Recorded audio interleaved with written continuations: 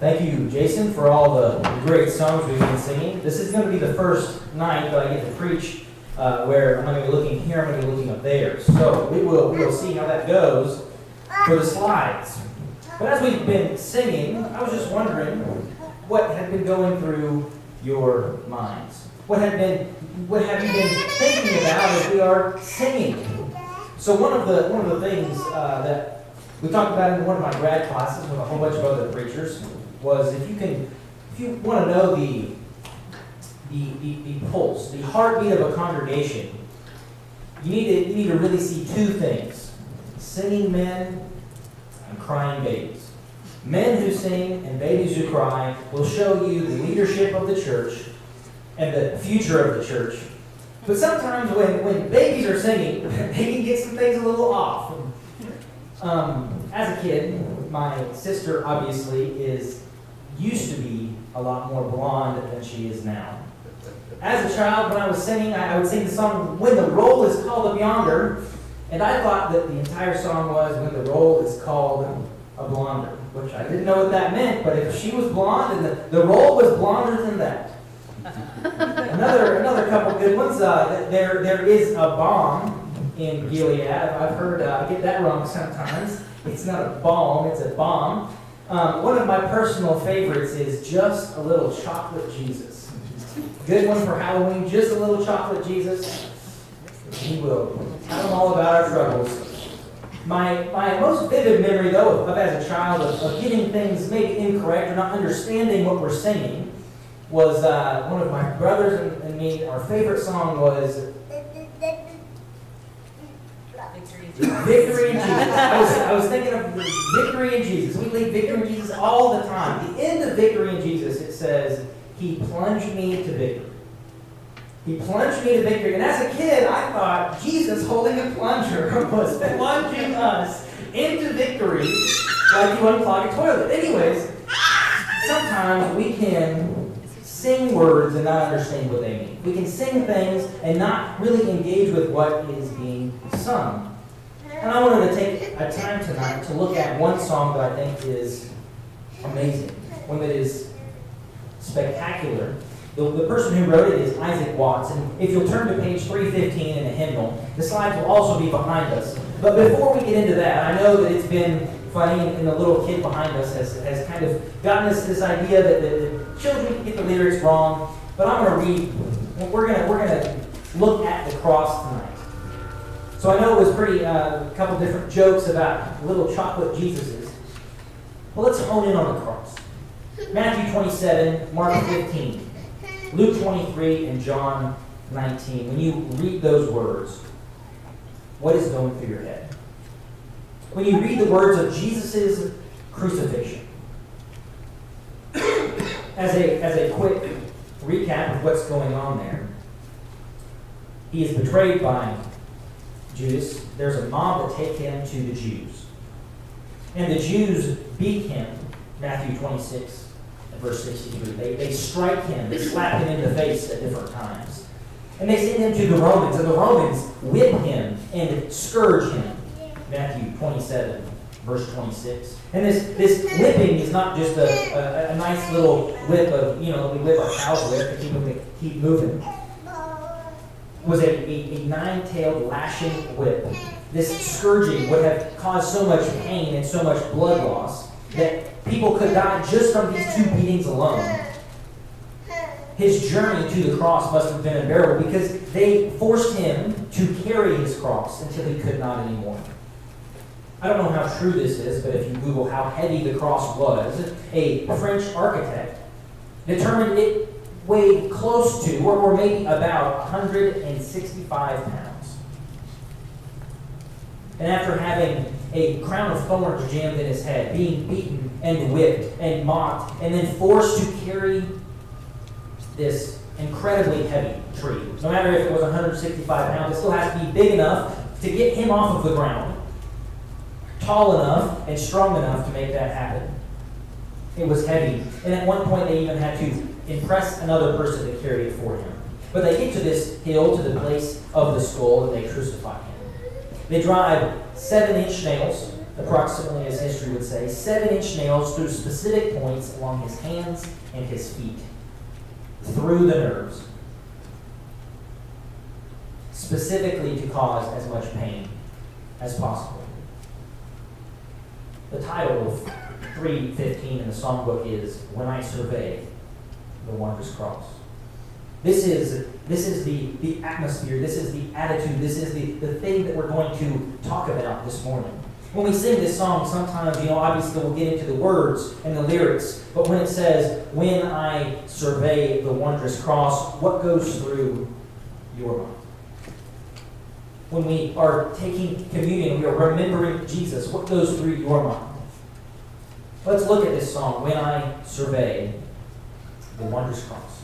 So Isaac Watts, if you look in your hymnal at the bottom, it says Isaac Watts wrote this song in about 1700. 1707, I believe, is what it says. One of the earliest hymns that we have recorded in our books.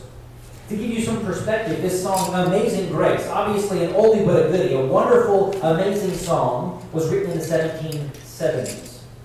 So about 60 to 70 years before the song Amazing Grace is this song, When I Survey the Wondrous Cross. So let's look at these lyrics about line by line, almost word by word. When I survey. I don't know if you are familiar with surveyors, but this idea of surveying can be taken at many different angles. I can think of about 20 other words to use here when I think about the wondrous cross, when I ponder the cross, when I think about, or a whole bunch of other words, but survey is perfect because to me, survey is to look at on high. To look at from a bird's eye view. To look at the cross from 1,000 feet, taking it all in. Taking in the entirety of the situation at hand.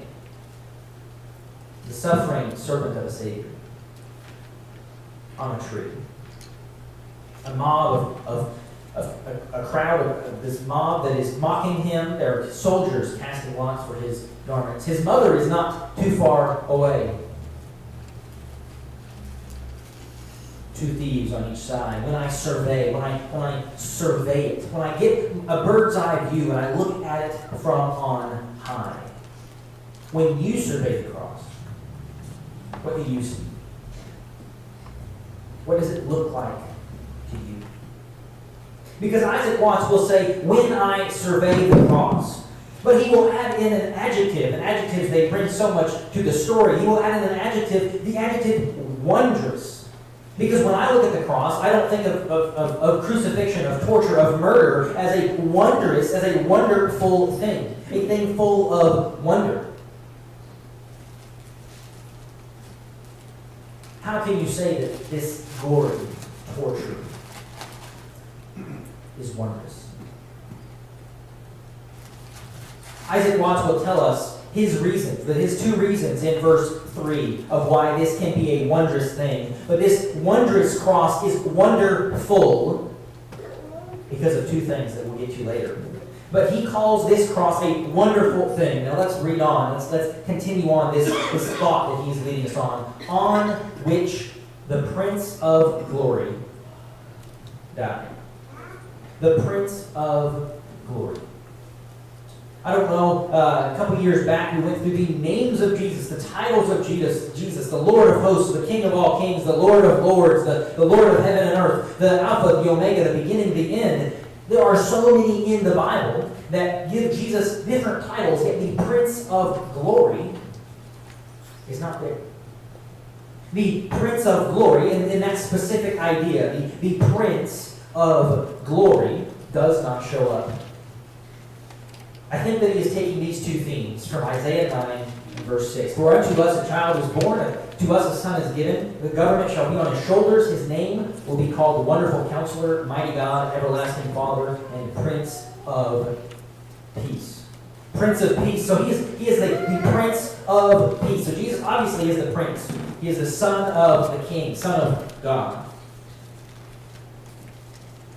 And Psalm 24, verse 8, which talks about the King of Glory. The King of Glory. When Jesus enters Jerusalem, they shout, Hosanna, Hosanna, blessed is the King And so I think he's taking these two different ideas. One, Isaiah chapter 9 and verse 6 says, "For unto us this child has been born."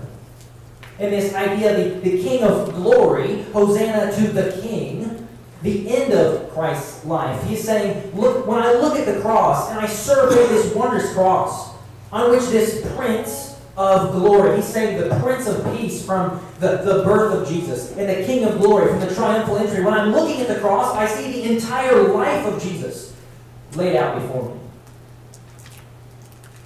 And this Prince of glory, this person who is everlasting, dies there. The Prince of glory. Glory, I'm sure Jason has talked a lot in our one circle at different times about glory and how glory is such a wonderful study. And he is the Prince of glory. And how can the Prince of glory, how can that being, how can that person die? But he does. On which the Prince of glory died. And so when he's looking at the cross, he says, I look at this Prince of glory, this person of Jesus, his life, every single thing that he did has led up to this point. Every single thing is important. And on this cross, somebody died, the Prince of glory. So he brings us into the picture. He brings himself, my own feelings, my own thoughts, my own initiative about this thing. And it says, my richest gain. He jumps into some financial terms here. My richest gain. The thing that I've done that is the greatest, the mostest, the bestest, the most loving, everything I've ever single done. I take this and put it in the debit column. I count it as a loss because whatever I have done cannot compare to the glory the Prince of Glory had as he died. The greatest thing that I can do, I still count as nothing because it cannot compare to the glory, to the richness, to the wondrousness of Jesus' cross. I count it as loss. The richest gain that I've ever had, I count it as nothing. As a negative, in fact, because of how far away it is from the glory of Jesus. Isaac Watts will continue on with this idea that he will take his contempt. And I don't know if you've ever been contemptuous about something before, but I'm thinking, I'm sure that at one time we've all maybe had that feeling, that emotion, that connection with something of utter contempt, just this utter disdain for the existence of a thing. And Isaac Watts says, when I picture my contempt, I picture it as a liquid. Something that is building up within me that I pour somewhere.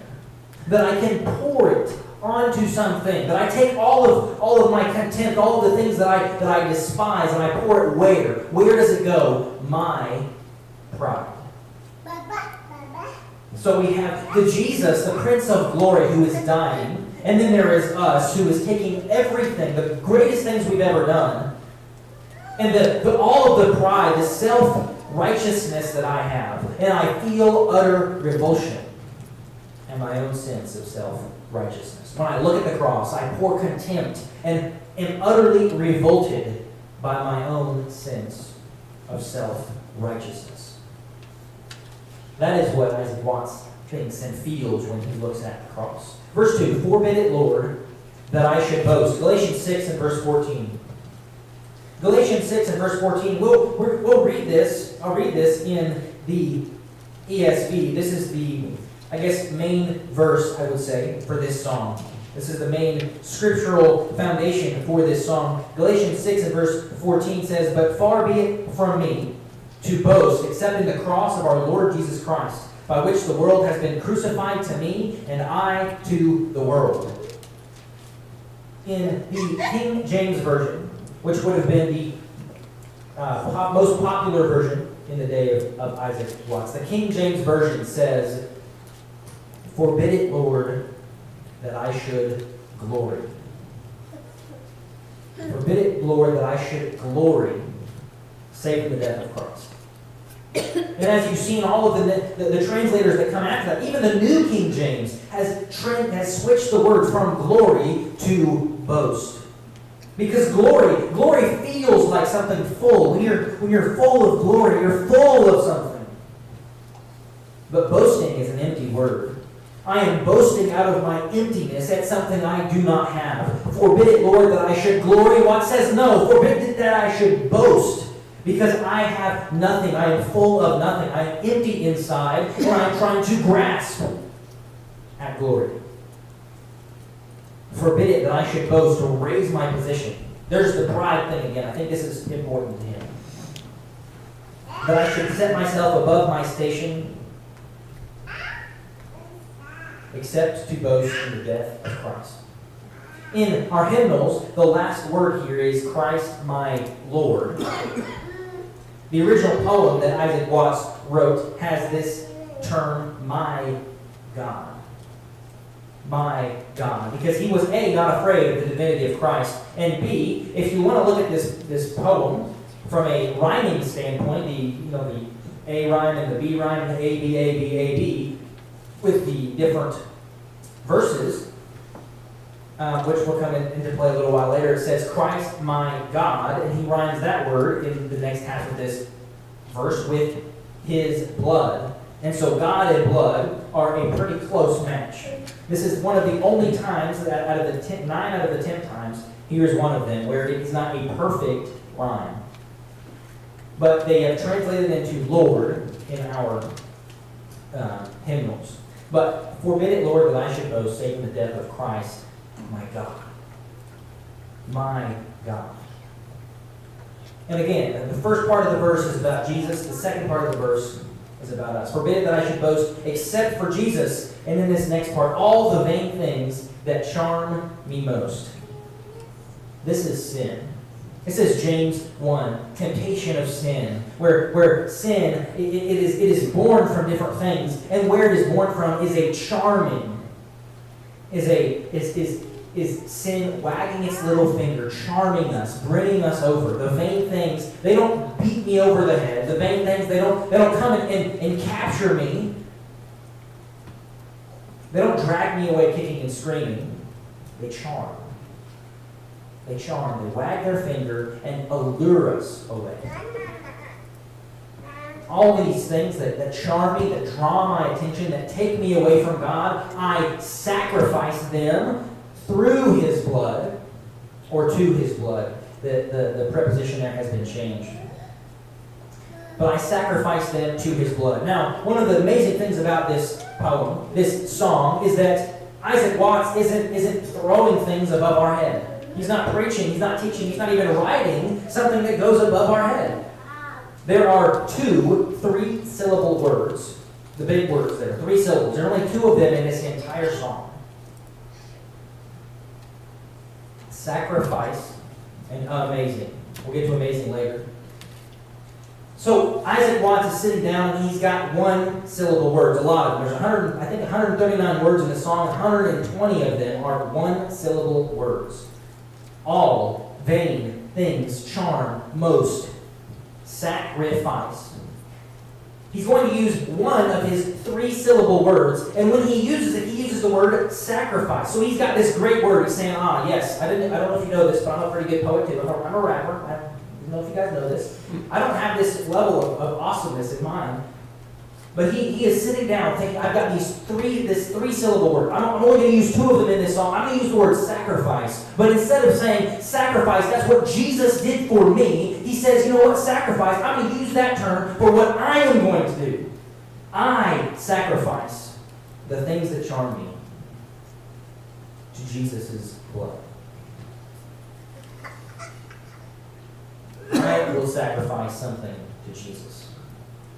It's the things that charm me. I distance myself. No, he doesn't say I distance myself from the things that charm me. It's not that I try to stay away as best I can. No, it says I will sacrifice. I will kill. I will annihilate these things that charm me most to his blood.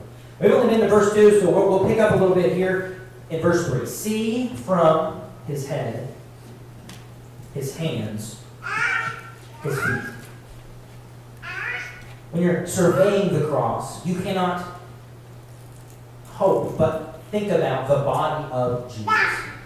We've had that bird's eye view, the surveying of the whole thing, the whole life of Jesus, the Prince of Glory.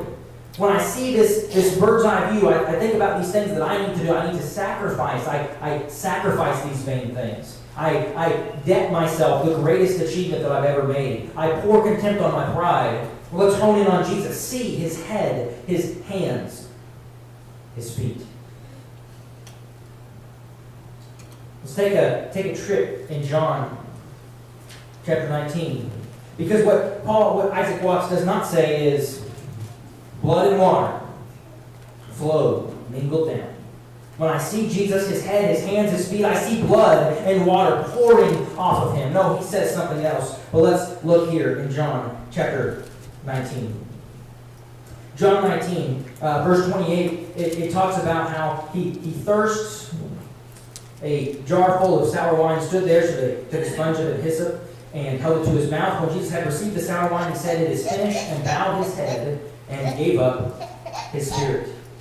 Now in this story, the next day was the Sabbath, and so the Jews will come and say, "Hey, we need to bury these bodies before the Sabbath day. So go and break the legs of those who are on the cross." On the cross, they would break the legs of the one suffering to end their suffering quicker. Because there are historical references to crucifixions that last days. So they said, okay, we can't wait days, we need to bury them tonight. So go and break their legs. Verse 33, they go and they break the legs of the one thief, and they come to the next thief. Verse 33, but when they came to Jesus and saw that he was already dead, they did not break his legs. But one of the soldiers pierced his side with a spear, and at once there came out blood and water. This is what we would expect to see. See from his head, his hands, his feet, blood and water flow mingled down. But Isaac Watts says sorrow and love. He gives us their spiritual equivalent. The spiritual equivalent. When you look at Jesus and his head and his hands and his feet, you see blood, you see water, you see this idea that he is dead. But when you look at those things, you see sorrow. And you see love. Sorrow for the necessity of the sacrifice of a perfect holy lamb. And love for the sinner. Love for the sinner that he is offering himself for. Sorrow for sin and love for the sinner. That's what you see mingling down. That's what flows from the cross, from the Christ on the cross.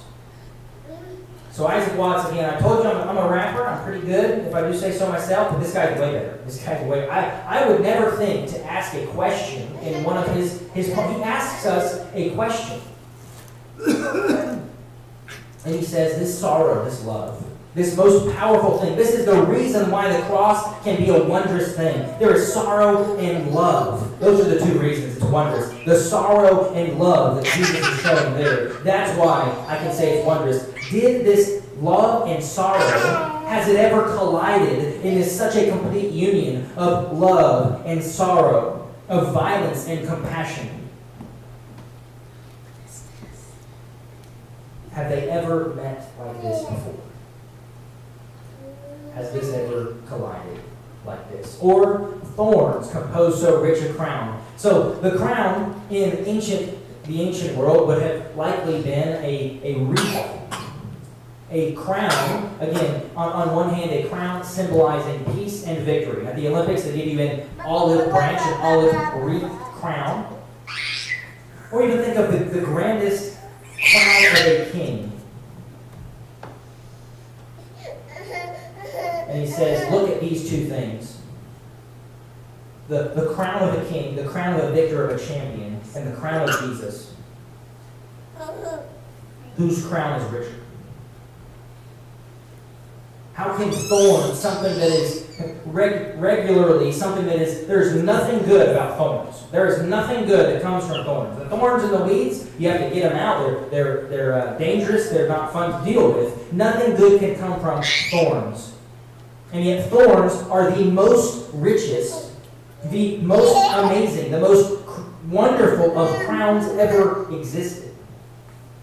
Thorns on the head of Jesus. Or thorns have composed so rich a crown, something so utterly useless making up the greatest and most glorious crown ever created. Verse 4 is not contained in our hymnals. It is something that has been taken out because it's a little gory. Because it's a little gory. His dying crimson like a robe. But it's not a robe, it's coagulated blood. His dying crimson, the blood that is drenching his body from the beating, from the whipping, from the crown of thorns being hammered on his head as they continue to knock at that crown of thorns. The blood that is flowing down. That is the robe of glory.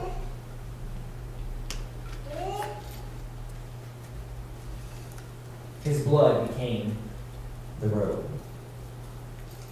Isaac Watts, I think you can maybe picture this, that he's getting back at the guards. The guards that say, oh, the king of the Jews, that he needs a robe. So they go and they grab him some rags and they throw it on him, and they're casting lots and all these different things. And the robe that the king should be without. And he's got his crown, and now he's got his robe.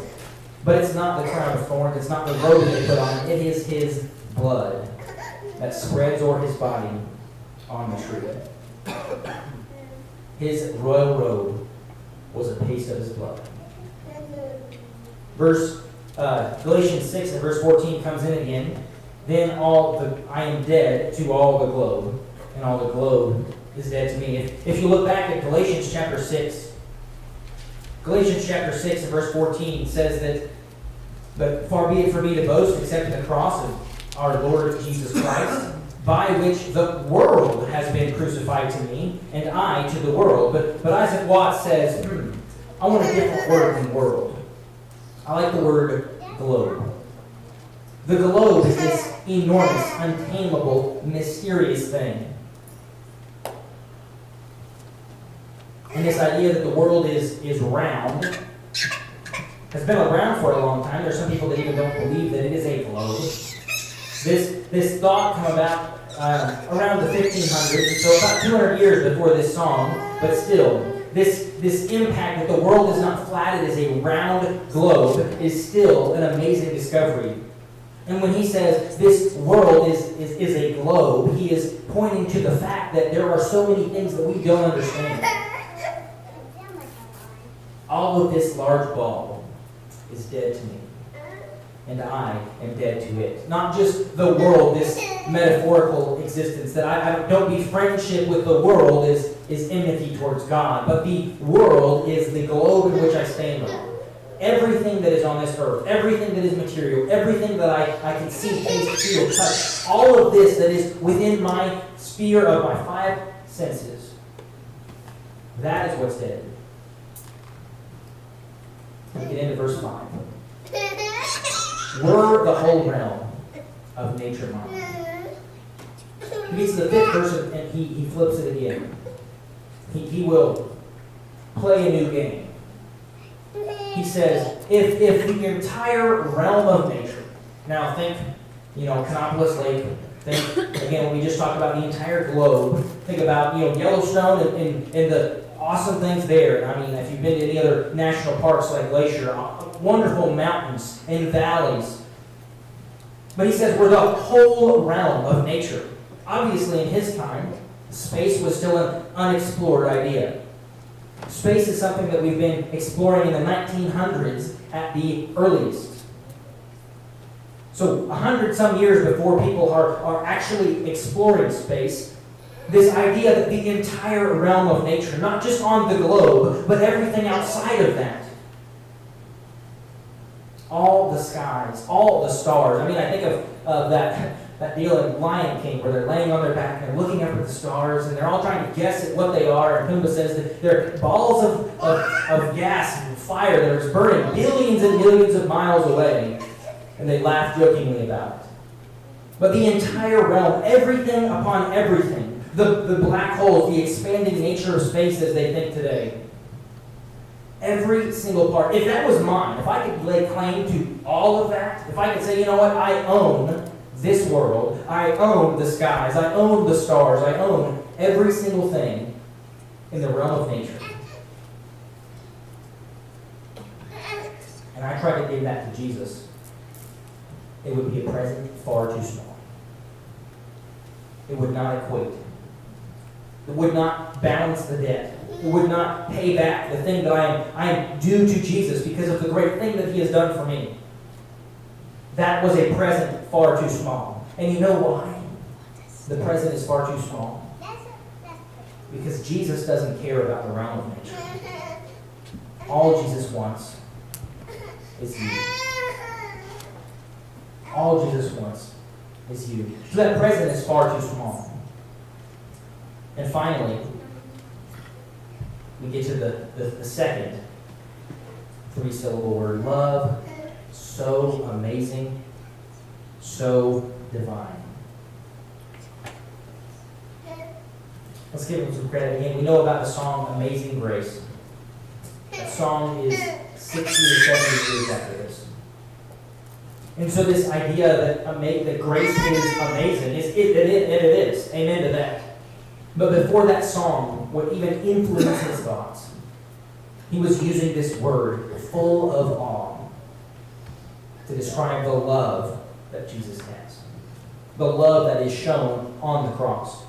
And he says that love is so amazing, it is so full of awe, and it amazes me, but it is far beyond just amazing. It is far beyond just something that I can look at and think, oh, that is so amazing. Because unlike a sunrise that can still be amazing, it is so divine. The love on the cross, again, unlike anything that is just merely amazing, it is divine. It is to the level of God because Jesus is God. It's nothing like mortals can know. It is so far above us. It is so much higher than the love that we can understand. This love itself is divine. The love itself is heavenly. It demands my soul, who I am, my life, what I do, and my all. Anything not in those two categories. It demands something. When we look at the cross, it demands something. So I want to present you this three-part lesson. Again, we finally get to the lesson. Anyway, long story short, here's this three-part lesson from When I Survey the Wondrous Cross. Three things the cross does. It forbids. It forbids something. It forbids us from a sense of self-righteousness. It forbids us from thinking that we did it. We're so good. We brought ourselves up by our bootstraps and made Jesus love us. It forbids that. It says no. And our response to this is pouring contempt on our pride. It is canceling anything that we think that is just so good that we did, but it is still looking at the cross and saying, no, that is the greatest thing. It is forbidding me to make myself greater than I am. It's forbidding me. It reveals. It reveals. This love and this sorrow has been revealed only through the cross. It reveals the greatest, the pinnacle of love, the pinnacle of self-sacrifice, the pinnacle of sorrow. It is revealing those things to us. It is the greatest. I mean, love and sorrow, the union of love and sorrow has never been greater than that. It reveals that relationship. It reveals how something so ordinary as a crown of thorns can be so rich. It can have the richest, the fullest, the greatest, the best crown that's been ever made. It is revealing something. It reveals that the blood and water of Calvary were actually sorrow for sin and love for the sinner. And finally, it demands. It demands. Forbids my pride. Reveals the blood and water are sorrow and love. And it demands. When we look at the cross, something is demanded of us. It is demanding my life, my soul, my all. As we've looked at the cross, I hope that we also have a reaction. It is demanding something of us.